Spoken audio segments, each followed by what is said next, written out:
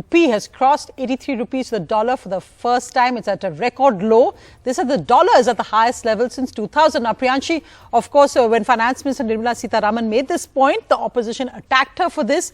But what really is this whole relationship between the rupee and the dollar, and why is it that the dollar is going up so fast, not just against the rupee, but against other currencies as well? And what does this mean about the stability of the rupee?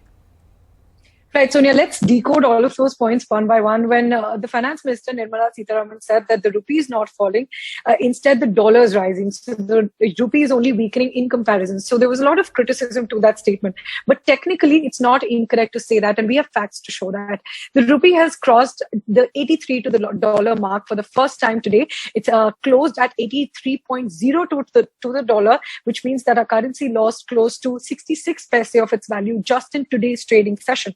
Now, if we compare it with other currencies as well, one of the major reasons that's dragging the rupee down has been the dollar strengthening. It's not just strengthening against the rupee, but against a basket of currencies. Let's get you those figures. Against the euro, compared to January to now, the dollar has gained 6%, meaning the euro has depreciated 6%.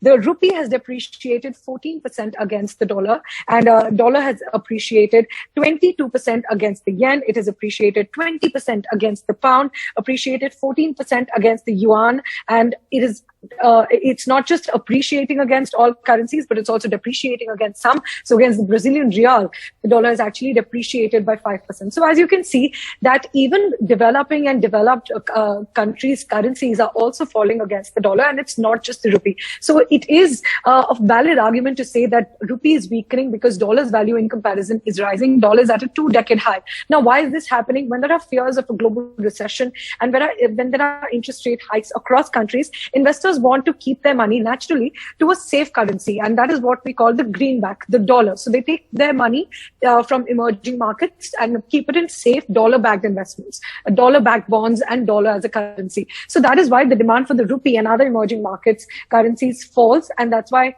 as we know, when a demand falls, the price of that currency falls. And when the demand for the dollar rises, the rate of the dollar naturally rises. So that is what is really happening. That's what's taking the dollar really high. And that is why we can see major currencies falling against the dollar. There are internal reasons as well. Our imports are really high and they're increasing every month. So that is why we're paying more foreign currency. And that's also taking the rupee down. But majorly, the reason is the dollar strengthening. So the finance minister is not wrong in saying that. If we also tell you about inflation, these rising interest rates and the falling rate of the dollar, it's also going to make fighting inflation really really hard for all of us. And inflation is rising across countries. In the UK, inflation has again crossed 10%, and it's now at a 40-year high. Eurozone inflation is at 9.9%, while India's inflation also has been above 7% above the RBI's tolerance band. Right. So inflation definitely a concern,